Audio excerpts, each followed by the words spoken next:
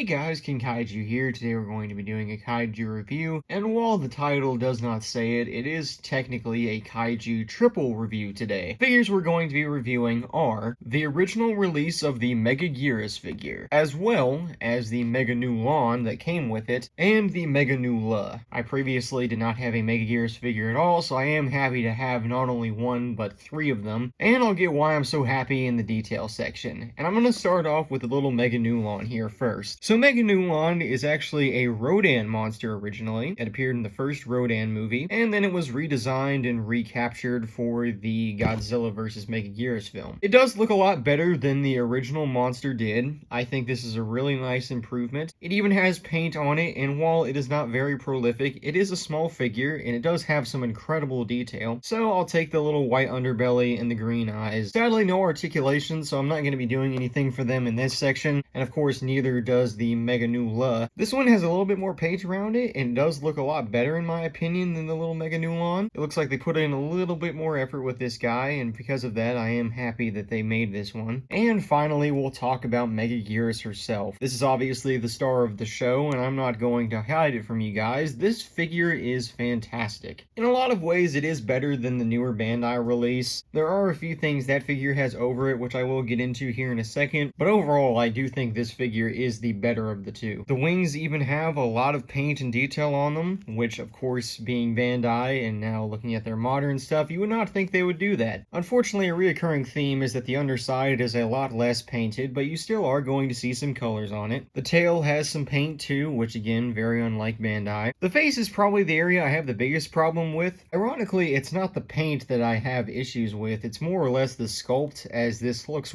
way too dragon-like for what Megaguirus looks in the movie. She didn't have these webbings around her horns, she actually had more like jagged spikes. That's something I think the newer figure does just a tad bit better, but other than that I think this guy is a big improvement. Obviously you can see the wing here is a little bit warped, but that's not something that I can't fix myself, and overall I would say this figure looks really good. Now, like I said, the Meganulon and the Meganula both are still plastic figures. They don't move whatsoever, but Megaguirus actually does have quite a bit of articulation. Of course her claws can move. Sadly, they don't go straight down. Whenever you move them, they kind of do this. And of course, the tail can also move. It's not just 3 points. All of her 6 legs can actually move, which is something that you would never see on a modern Bandai figure. This is something more YMSF would do, but Bandai did it, and it actually makes posing the figure really good. You can get her straight down like that, or to where she's flying, or if you want her to stand, you can fold out all the legs here. I think that's something really nice. It's something Bandai did not have to do, but I am really glad they did. The wings don't really rotate. They aren't on a very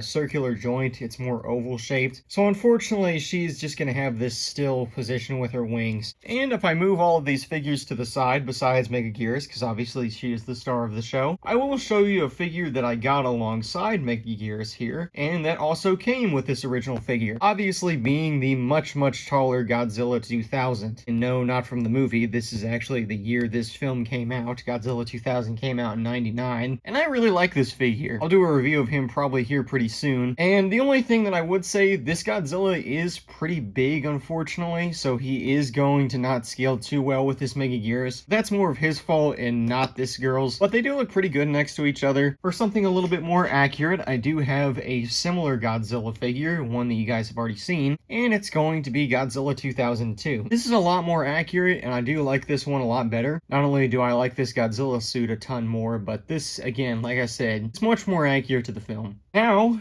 I have not really explained how I got this figure yet. I did say that I got it in a lot, but I did get it with one other figure that I have not at all shown off yet. You'll see why. It is the very old, I believe 1998 version of Ghidorah, which as you can see is missing a head. I doubt I will review this figure anytime soon. As you can see, I've even left the card on because I don't really want to devalue it any more than it already is. But, you know, I mean, they look okay next to each other. If anyone wants this guy, though, let me know. I might be willing to sell it for like $10 or something plus shipping because I really don't want to keep a broken figure in my collection. It works, everything like that. Moves its heads, legs, and, you know, wings. It's perfectly fine and comes with a tag, but it's just missing a head. So if someone would like to take her off her hands, I would be much more super happy to do that. And that is my review of all three of these guys. Obviously, you're not going to get a ton of things out of the Meganulon and Meganula, but you still are going to get a lot of a figure out of this little Megaguirus here. She looks really nice. I'm really glad that I finally have a Megaguirus figure, and not only that, I have one that is really, really good. This, in my opinion, like I said, is the better of the Megaguirus figures between that and the new one. And not only that, I got it with a couple of other really good figures too, besides one that's also broken. Either way though, that has been my review of the original release of Megaguirus. I hope you guys enjoyed, and I will see you all in the next review.